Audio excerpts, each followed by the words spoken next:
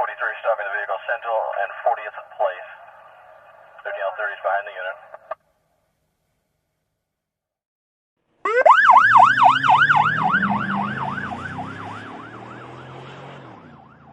Sit back and relax. Your group therapy session has started.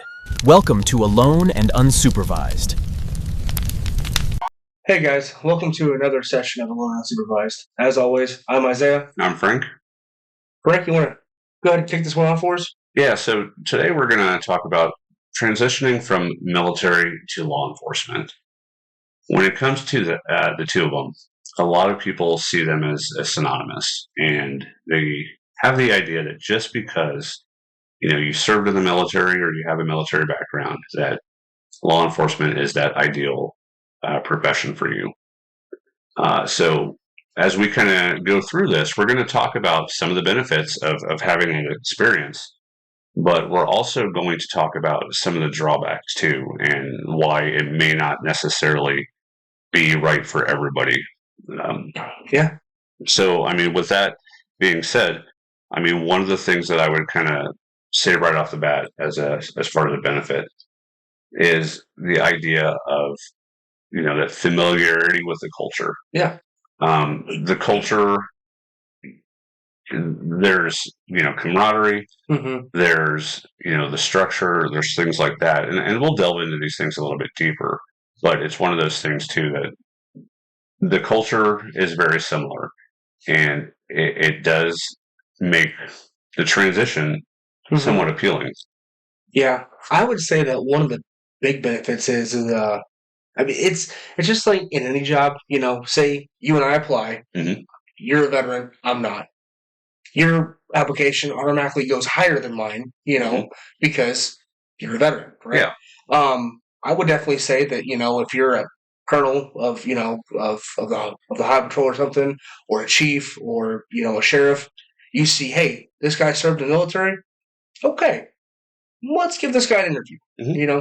This guy didn't. Okay, we'll come to him, but we're going to talk to this guy first. So it might give you a leg up in the hiring process. Yeah, and a lot of that is due to that whole familiarity with that culture, because again, we're used to a hierarchy in the military. We're used to wearing uniforms. We're used to maintaining uniform standards. We're used to a grooming standard, which goes with uniforms, but yeah. Yeah, the whole idea of being focused on mission. Yeah. Those are all things that kind of make the culture compatible. Yeah. There are some. Oh, go ahead. Well, as I say, there are some jobs in the military that I would think would not transition well. Mm-hmm. And those we can kind of talk about later on. Yeah, but there are a lot of transferable skills. Mm-hmm. In the military, we're big on situational awareness. Mm-hmm. We're really big on fitness, or should be fitness. Again, working in less than ideal conditions. Mm-hmm. We're used to working sometimes under chaotic situations. Mm-hmm. Those are all things that kind of help us. Mm-hmm. Another benefit is we're already kind of used to that, sense of purpose, that sense of service, that sense of pride. I've served my country. Now it's time to serve my hometown. Yeah. Yeah. Those are all things that really play into things. That was actually on my cover letter when I applied to be a dispatcher with my last agency. Yeah. Another, I guess, thing that's kind of appealing, especially if you're used to the military life, is, again, you have that structure and you have that hierarchy, but you also have that ability to do a variety of things within law enforcement, whether it be specialty positions like SWAT, crisis negotiation, drug task force, gang task force, anything like that. Yeah. And just like the military, there's a defined, I say defined loosely, but there's a loosely defined pathway of career progression. And again, those are all things that definitely make it appealing. Mm-hmm. to transition. But there's a lot of things that you really have to consider. Yeah. I mean, coming from the military, what were some of those things that were appealing to you?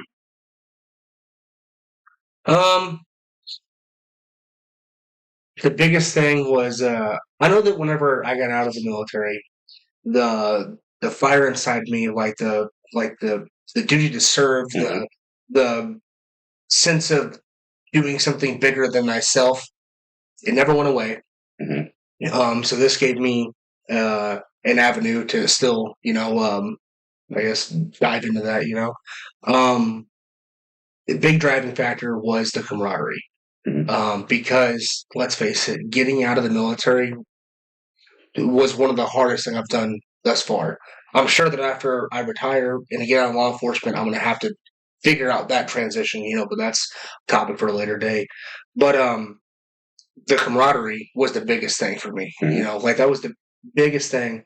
And I'm not gonna lie, I was really looking forward to wearing a uniform again. And having structure, having purpose in my life. Because when I got out, I feel like I lost my purpose in life. And this gave me another way to, I guess, kind of realign. Yeah, and for a lot of people within the military, that sense of purpose, that sensation of, that duty to serve, that can be a huge motivator when it comes to not just law enforcement, but, becoming a first responder in general. Yeah.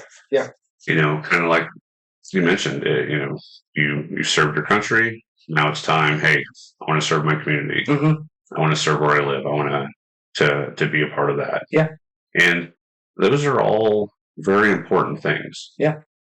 So again, because of those things, I can definitely see why it's very appealing, and why even not just as a person seeking to do those jobs, but also from an employer. Yeah. You want somebody who's going to be able to fit into that team. Yeah. Somebody who's going to be able to again focus on the mission. You want to be able to trust the guy that, hey, I'm giving you this task. I know it's going to go get handled. I know it's going to get done, and I don't have to ask you about it again. Yeah, like this person, at some point, I'm sure in their military career, they've moved through adversity. Yeah. They've handled obstacles. They've solved problems. Yeah. Had a strict timeline or something. Yeah. Yeah. And those things are very important within this field. Yeah. But kind of with that being said, though, it's not all there is. There are other factors to consider. So, one of the things we really kind of wanted to bring up are some of those drawbacks that either you don't necessarily see or you don't necessarily hear about when it comes to that. Or think about when you're thinking about making this transition, A big thing is, I brought up the camaraderie. That was something that I was missing from my life, going from being with an infantry battalion to being by myself and having nobody. It was really hard for me, because I went from, no matter what I was doing or where I was at least with one of my Marines. Or maybe the whole platoon, I don't know. But, then I'm just at home watching TV doing nothing. I thought that whenever I got into law enforcement, it was going to be like it was in the military, where, hey, it's random Saturday, we're all going to go to, Frank's house and have a barbecue. That's not the case. It's not because, maybe your coworkers don't want to hang out with you. It's because they have a life. They have families. What do cops do when we all get together off duty? They talk about the job. There's a lot of guys that are trying to think about the job. They're trying to be that present father, that present husband, or maybe they're single and they just want to think about the job. That's I guess it can be a drawback. Oh, definitely. So, again, camaraderie can be both a benefit and a drawback. Yeah.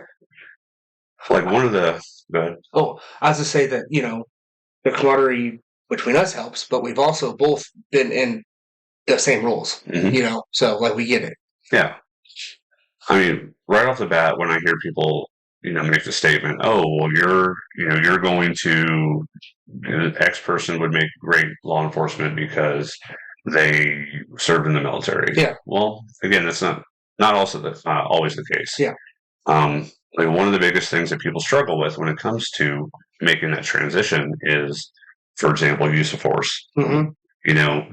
My use of force in a military capacity is so vastly different than use of force policies that we have to follow day to day. Yeah. Well, it's like I think the easiest way to think about it and explain it in layman's terms is, well, maybe layman's terms, I don't know. Anyway, the remedial action for an M16, Mm-hmm. tap, rack, bang, right? In law enforcement, it's not tap, rack, bang. It's tap, rack, reassess, make sure the threat's still there, and then maybe bang, Mm-hmm. Or maybe it's time to put, my rifle down and, do something else. But it's different. Mm-hmm. And with that being said, too, yes, you can change that mindset, but it's not always possible. Yeah. Especially if, again, if you came up in the military world of nothing but combat operations, it can be difficult, and for some people, it can be impossible to change that idea. Well, yeah. I mean, think about let's take a guy that he gets out and he had just was in the Battle of Fallujah. Mm-hmm. He comes home, he gets out, now he's in law enforcement. His world's going to be a lot different than what he's used to. Now, is that guy probably cool, calm under pressure? Absolutely. Is that guy? Yeah. He could be. Is that guy somebody that you want to firefight? Yeah, maybe.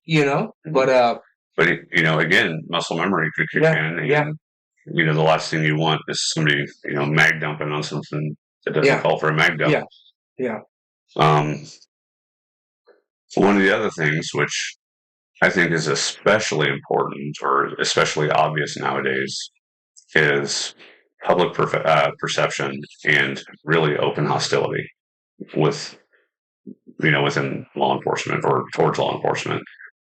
I remember coming back from deployments or even going overseas and, having people lined up at the airport clapping for you, that kind of thing. Yeah. You don't see many people standing there clapping for law enforcement. When I go off duty, there's nobody clapping there but my wife. Yeah. Usually, I mean, it's not as welcoming. Yeah. And so again, that's something you kind of have to get used to, especially if you're used to people being grateful for what it is you do. And again, if that's why you're looking to get into this field, then you should probably reassess that. Yeah.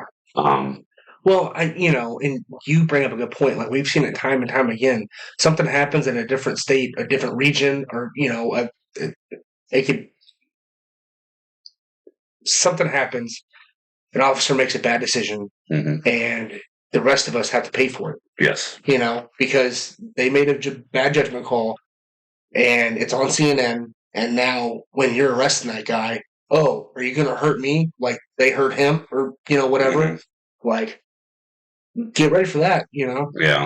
Because in the military, whenever a Marine, a SEAL, whoever makes a bad judgment call and it hits CNN, that's that. Yeah. That's it. Wow, that sucks. Next channel. Mm-hmm. Yeah. Another thing to consider too is the whole idea of liability and responsibility. Yeah. Again, typically if an action is to be performed, it comes from the top. It comes from the command. And there's a lot of planning that takes place before that happens. Well, and there's a lot of cushions in between. There is. Like there's there's the battalion commander or even higher that is, hey, we're doing this, and then boom, boom, boom, boom, boom, boom, boom, and then the action happens. There's 17 different people that have, thought about the risk assessment of this, and then they've rolled the dice and said, "Hey, you know what?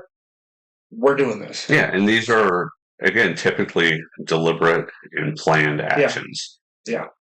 Whereas within the law enforcement side of things, again, we're expected to act independently, use our discretion, and there's not necessarily time for planning. No.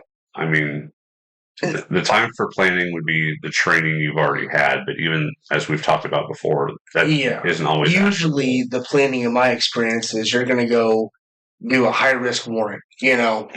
There's some thought behind that one. Hey, you stand here, you come to the back door. Stuff like that. Yeah. But you and I rolling up to a domestic situation where we don't really know anything. Hey, man, if you cover me, I'll cover you. All right, cool. Knock, knock. Or that traffic stop that turns bad quickly. Yeah. These are things, again, more often than not, you're acting independently. You're going to have to, I guess, take any consequences independently too. Yeah. So that's if you could look at it as a negative. I mean, like the military versus law enforcement. So again, we're talking about how the battalion commander says, "Hey, we're doing this." Cool. Plan gets executed.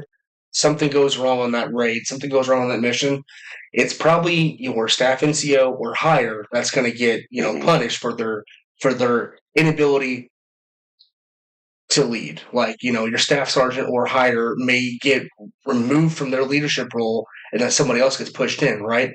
But in the law enforcement aspect, just because I make a bad decision doesn't mean that you're getting punished for it. It means it's my action, it's my responsibility. I have to deal with that. Now we have seen it, where a group of officers make a bad decision and they all get dealt with, which is the way it should be. But there's even been instances where maybe there's case law out there where people have made bad decisions and it did go to the top because of lack of training or things of that. But typically you're going to be kind of flying solo. Well, I mean, look at Grand D. Hunter. That's one of the biggest things that they teach for law enforcement, case law. I mean, or Tennessee v. Garner. And again, these are things that you definitely have to consider. Another one is the whole idea of bureaucracy. Everybody has heard about military bureaucracy. I mean, it's a standard running joke. But that bureaucracy, I feel like it's not as layered or fluid as bureaucracy within law enforcement because these extra layers, the bureaucracy within law enforcement can be affected by, local politics. It could be affected by local media or just general shifts in ideologies or election cycles. These are all things that really kind of factor into things. So, things can cause ripples that you didn't really expect, but that kind of leads into the whole idea of personal ideology. Typically within the military, you have your ideology of right and wrong, or your purpose for what you're doing. But sometimes you kind of have to turn that off in this job. There may be laws or policies or things like that you don't agree with, but it's not your job to really do your job based upon your agreements or disagreements. You have to do what the law says. And there's nothing worse than there was one instance where I made a traffic stop and it was supposed to be one of those, hey, just get this taken care of. But I get the results back and they had a warrant from like 14 years prior for a seatbelt ticket. Judge's signature says arrest. And so here I have this dad with wife in the seat next to him in the minivan, 2-3 kids in the back seat. And turns out this seatbelt ticket was from when, again, 14 years prior when he was in college. And he just forgot about it. Yeah. I mean, I don't want to arrest a dude in front of his family. Yeah. But, I mean, I have no say in that matter. Yeah. So you have to be able to kind of put that aside. And again, I'm not saying that you don't do that in the military. But again, most of the ideology within the military is somewhat similar. Yeah. Though not identical. Yeah. Yeah. But one of the big things, again, just to kind of get back to one of the reasons that we do this is the whole idea of mental health. You know, unless you're in a wartime posture, you are not necessarily going to have the compounding trauma that, you know, within the military necessarily that we kind of have on the law enforcement side. And again, I throw this out. I want to preface this. I was about to make a disclaimer. We are not at all downplaying military service, combat deployments, anything like that. We are just simply saying similarities and differences. Your experiences are just that. They're yours, and nobody can take those away from you. And we're not here to make fun, poke fun, or talk trash for anybody or anything. No. With that in mind, take your hands off the keyboard, please. Yes, because what we're saying is, for most people, again, there are some exceptions out there, their trauma that they're going to experience within the military are going to be isolated events. Whereas there is a good possibility within not even just law enforcement, EMS, dispatching, fire service, corrections. Yeah, these are all things that you may end up seeing, not just one traumatic event. You might be seeing multiple traumatic events daily. And over time, they take their toll. Yeah. They affect your health. They affect your mental well-being. And if you let it, they can take over your life. So, again, I mean, yes, they both have trauma-related components, but the compounding and repeated exposures over time can be pretty significant. Oh yeah, for sure. It's before I got into law enforcement, I would have told you that being in the military was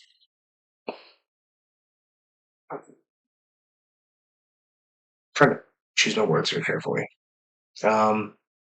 We have jobs. Yeah, so we don't want to lose. Yeah.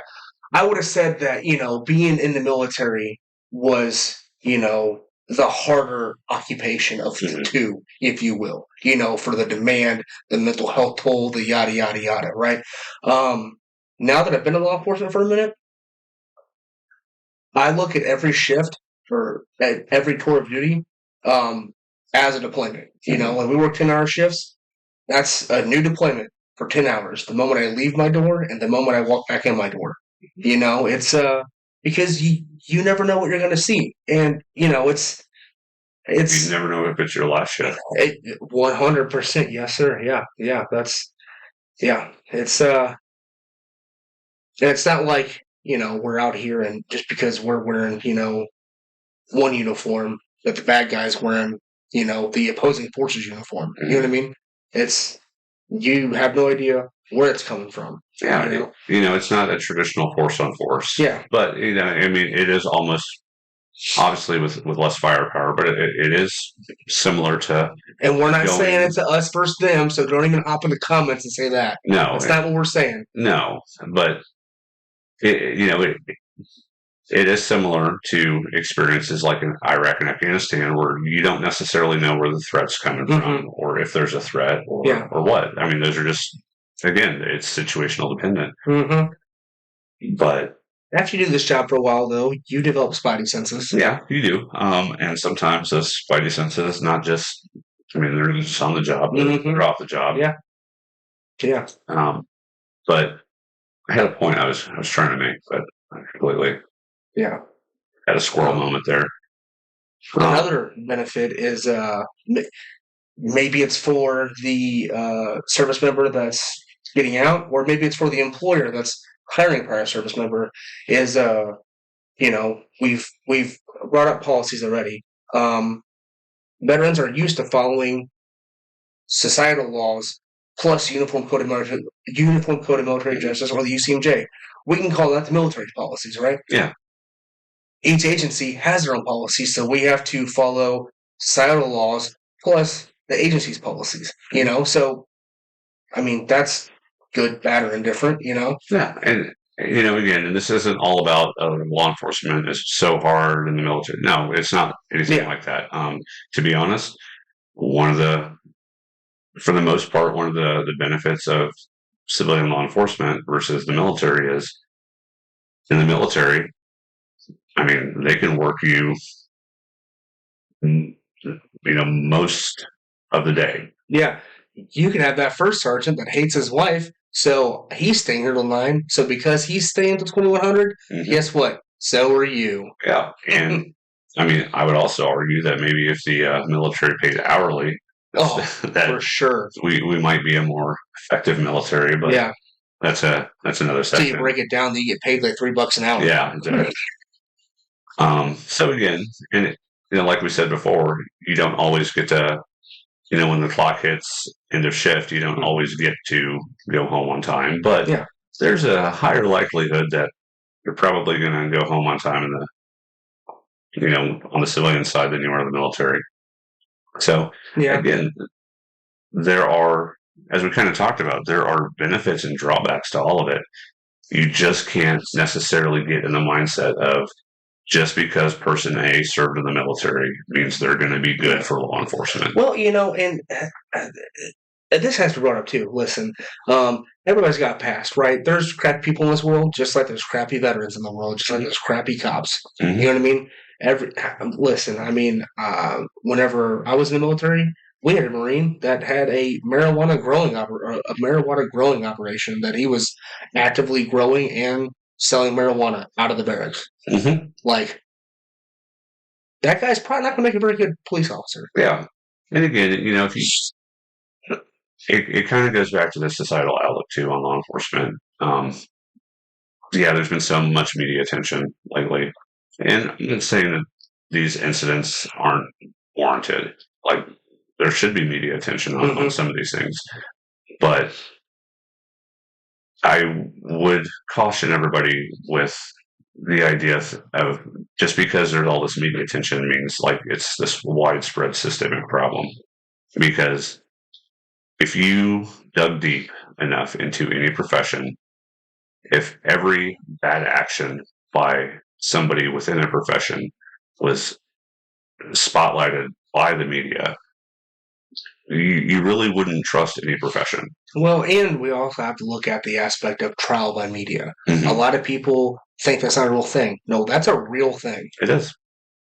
So, again, if this is something that you think you want to try, if you're, about to transition out of the military, if you've been in the military, by all means, we just want people to be as informed as possible and not think one is automatically compatible with the other. And these aren't the views of the DOJ, the DOD. This isn't the views of any agency or branch. This is just two dudes in the basement. Two broke dudes in the basement. Two broke dudes in the basement just kicking a can around. Yeah. But it's free. It is free. So you get what you pay for. Yeah, exactly. So, with that being said, real quick, if you like what you're seeing, like, follow, subscribe. We're on multiple different platforms. Soon to be on all the platforms. And recently, he just told me about a platform that existed that I had no idea about. Two platforms, yeah. Well, I knew about one of them. Well, we're learning about platforms. Yeah. So here's the deal. When we got into this, I was teaching Frank about social media. about a month in, Frank's teaching me about social media. Yeah. All the social media. All the socials. Anyway, it's time to crack the can. Yeah. All right. Last one was yours. This one's mine. Mm-hmm. Okay. Big bucks, big bucks. No whammy, no whammy. All right. Stay out of the 4 H's. Hospitals, headlines, handcuffs, and hose.